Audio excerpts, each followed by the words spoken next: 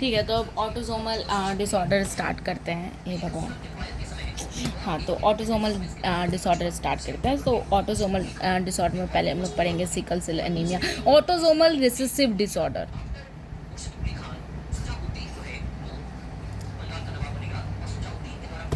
तो पहले है सिकल सेल एनीमिया। सिकल का स्पेलिंग ठीक है, देख लेना। सिकल सेल एनीमिया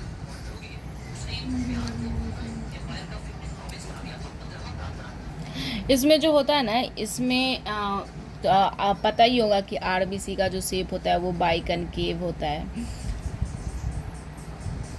तो एक होता है जीन, जो होता है GAG, ये जीन जो है ना वो बाई कनकेव ग्लूटामिक एसिड बनाता है।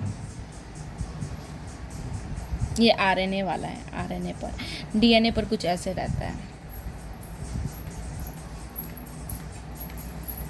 और जब DNA 2 स्ट्रैंड के होते हैं तो ये बनता है CTC। ऐसे याद तो होगा ना कि G जो है वो C से करता है पेयर, और A जो है वो T से करता है। लेकिन RNA में जो होता है वो T जो है वो T नहीं रहता है, U हो जाता है। ये तो पढ़े होगे ना कि DNA में जो होता है वो GCAT करता है, वेयर एज RNA में GC तो सेम रहता है लेकिन AU करता है। ठीक है, ये है पूरी बात। तो ये ग्लूटामिक एसिड जो है वो बाइकनकेव और जो अच्छी क्वालिटी ऑफ आरबीसी बनाता है। लेकिन जब ये आरएनए से GAG से GUG बनता है तो ये वेलिन बनाने लगता है, जो कि आरबीसी को स्पिंडल शेप में कन्वर्ट कर देता है। Spindle shape is something like boat shape and like this. तो स्पिंडल शेप का बना देता है। स्पिंडल शेप का होने की वजह से आरबीसी जो है वो O2 कम कैरी करता है, कैरी लेस O2। और ये जो है इसकी एफिशिएंसी पे धब्बा मार देता है। एफिशिएंसी का स्पेलिंग गलत हो गया है, एफिशिएंसी लेस कर देता है। बस हो गया, यही है इसका पूरा कहानी। दूसरा देखो फिनाइलकीटोनुरिया। फिनाइलकीटोनुरिया जो है वो प्लियोट्रॉफी का एग्जाम्पल है। Example of प्लियोट्रॉफी। प्लियोट्रॉफी का ये मतलब होता है कि कोई एक जीन है, जीन नंबर 1, जो है फिनोटाइप 1, फिनोटाइप 2, फिनोटाइप 3 तीनों को कंट्रोल करता है सिर्फ एक ये जीन। इसको ही प्लियोट्रॉफी बोलते हैं। वेयर एज ऐसा होता है कि कोई एक 2-3 जो जीन होता है इसके सिर्फ एक जीन 1, जीन 2 और जीन 3 मिलकर सिर्फ एक फिनोटाइप को कंट्रोल करता है, जीन E मान लो। तो ये इस वाले कंडीशन को प्लियोट्रॉपी बोलते हैं। ओके, तो ये उसी का एग्जाम्पल है। तो इसमें क्या होता है ना कि एक फिनाइल एलेनिन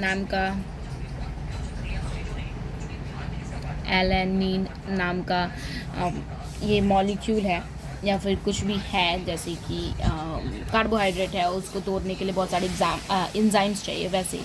तो इसमें जो इसको सिंथेसाइज करने के लिए एंजाइम चाहिए उसका नाम है फिनाइल एलेनिन हाइड्रोक्सिलेज।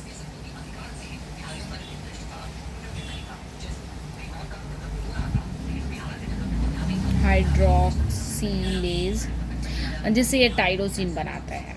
ठीक है, अब क्योंकि ये वाला एंजाइम में ही डिफेक्ट आ जाता है, एंजाइम में म्यूटेशन आ जाता है, डिफेक्ट आ जाता है, जिसकी वजह से ये टाइरोसिन नहीं बना पाता है और ये बनाता है फिनाइल पायरुविक एसिड,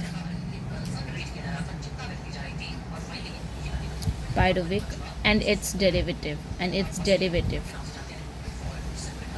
ये जो है वो ब्रेन में एक्यूमुलेट होने लगता है।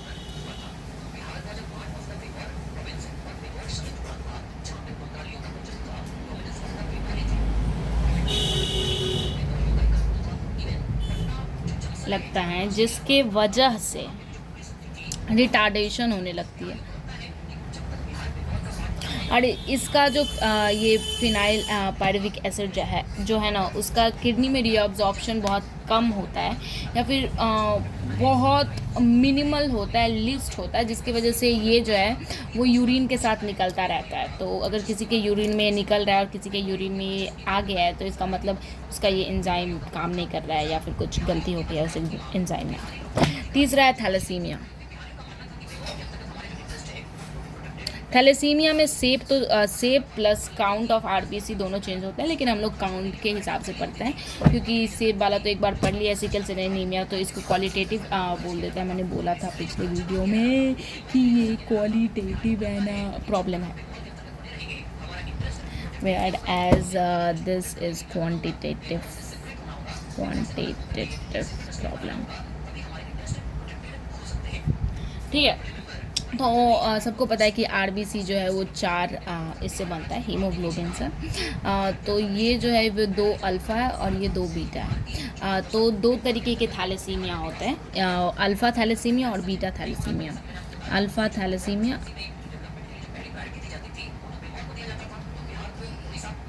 और एक होता है बीटा थैलेसीमिया।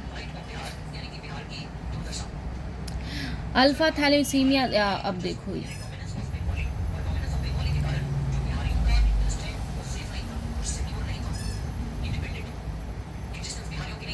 अब ये जो है वो क्रोमोसोम नंबर